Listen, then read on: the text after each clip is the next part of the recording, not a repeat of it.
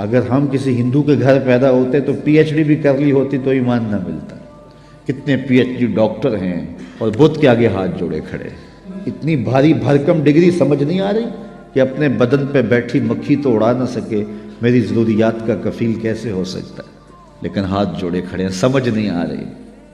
گائے کے پیشاب کو تبرکن پی رہا ہے، ہیڈ MBBS ڈاکٹر ہے، ڈگری دیکھیے، لیکن گائے کے پیشاب کو تبرک سمجھ رہا ہے، گاؤ ماتا کا تبرک. اللہ اکبر. یار جو سکی ماں ہے اس کا پیشاب تو پیا نہیں جا سکتا، تو جو گاؤ ماتا فرضی ماں بنائی اس کا پیشاب پی رہا ہے، لیکن اس کو سمجھ نہیں آ رہی، فہم ادراک کام ہی نہیں کر رہا. میرا تعلق ایک دیہات سے ہے.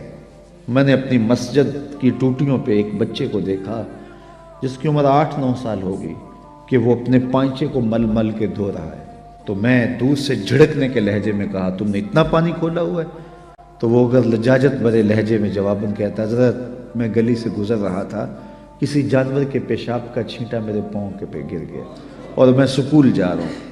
وہ کوئی مدرسے کا طالب علم نہیں تھا جس نے درس نظامی پڑھا ہو، نجاست خفیفہ و غلیظہ کے حکام پڑھے ہوں.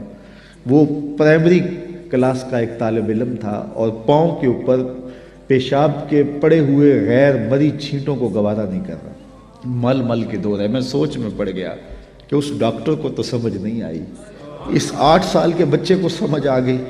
تو اندر سے آواز آئی وہ ڈاکٹر ہے لیکن اس کے ہاتھ میں دامن میرے حضور کا نہیں، اور یہ 8 سال کا بچہ ہے، ماں نے گڑتی میں پیار حضور کا دیا ہے، اس لیے تقدس اس کی روح تک اتر گیا ہے، روشنی اس کے من تک اتر گئی.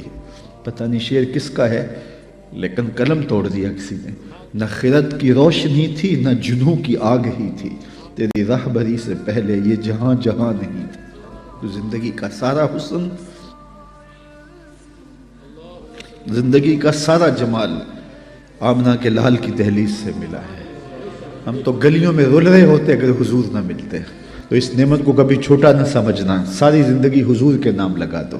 حضور ہم آپ کے، ہمارا جینا آپ کے لیے، ہمارا مرنا آپ کے لیے. ان کے ہو کے تو دیکھو زمانہ تمہارا ہو جائے گا. اقبال کے سارے کلام کا رس نچوڑیں تو جوس یہ نکلتا ہے کہ محمد سے وفا تو نے تو ہم تیرے، یہ جہاں چیز ہے کیا لوح و قلم تیرے. اقبال کہتا ہے حضور سے وفا کا رشتہ قائم کر لو، پھر قلم بھی تمہیں دے دیں گے، تختی بھی تمہیں دے دیں گے، پھر جو لکھنا ہوا لکھ لینا. تمہاری تقدیر کے فیصلے واشنگٹن میں نہیں ہوں گے بلکہ خدا بندے سے خود پوچھے گا بتا تیری رضا کیا، شرط کیا ہے کہ رسول اللہ کے ساتھ وفا کا رشتہ